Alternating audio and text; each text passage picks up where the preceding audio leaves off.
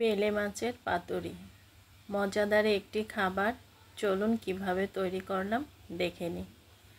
তো আমি অসুস্থ ছিলাম, সে কারণে আমার এক ভাবি সে আমাকে এই রান্নাটা করে দিয়েছে, তো ভাবলাম আপনাদের সাথে শেয়ার করি। বেলে মাছ সুন্দর করে কেটে ধুয়ে নিয়ে তারপরে এই যে মাছে আমরা যে মশলা দেই ঠিক সেই মশলাগুলোই আদা, রসুন, হলুদ, মরিচ, লবণ, পেঁয়াজ সব দিয়ে মেখে সুন্দর করে এভাবে কলা পাতায় বিছিয়ে দিয়েছে। ও আরেকটা কথা, এখানে কিন্তু তেলও দেওয়া হয়েছে।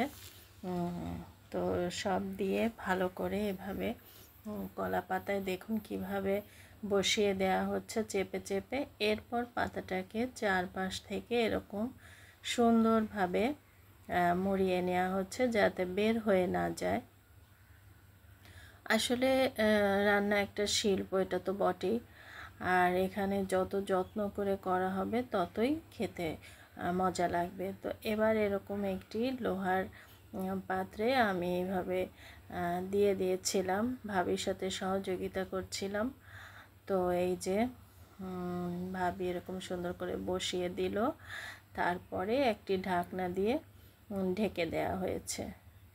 এবার কিছুক্ষণ অপেক্ষা করা হচ্ছে। একটু উঠিয়ে আমি দেখে নিচ্ছিলাম সব ঠিকঠাক আছে কি না। হ্যাঁ, সব ঠিকঠাক আছে, তবে জালটা খুবই অল্প দিতে হবে, তা না হলে মাছ সিদ্ধ হওয়ার আগেই পুড়ে যাবে। তো এই যে দেখুন পাতার কালারটা কেমন হয়ে এসছে।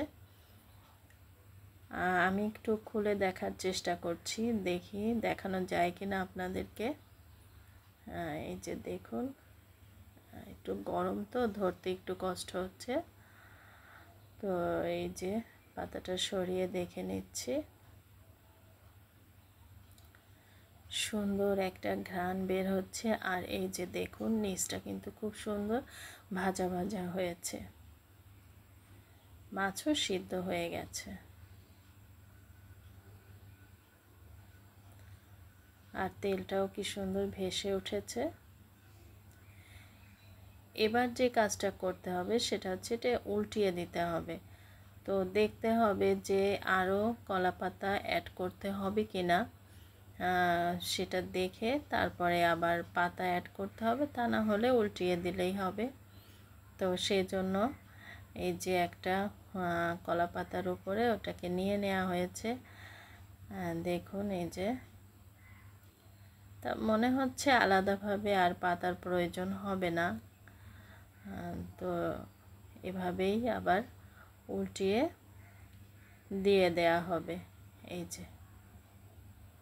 যে বাড়তি পাতা আর অ্যাড করলাম না।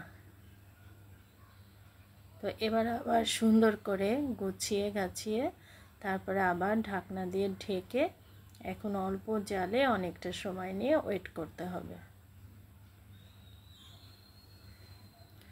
আর কলা পাতার দেয়া মাছ খেতে খুবই মজা লাগে। তো আগের দিনে তো এটা চুলায় তৈরি করা হতো, এখন তো আর আমাদের চুলায় তৈরি করার কোনো সুযোগ নেই। এভাবে করলেও খেতে যে খারাপ লাগে তা কিন্তু না, আপনারা করে দেখতে পারেন, আর খুব সহজেই হয়ে যায়, কিন্তু একটু ধৈর্য ধরতে হয়।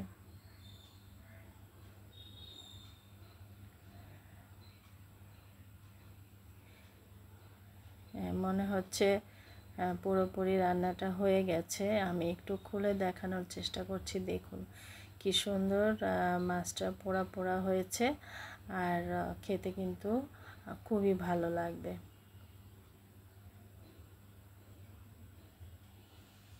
তো ভালো থাকবেন সবাই, আল্লাহ হাফেজ।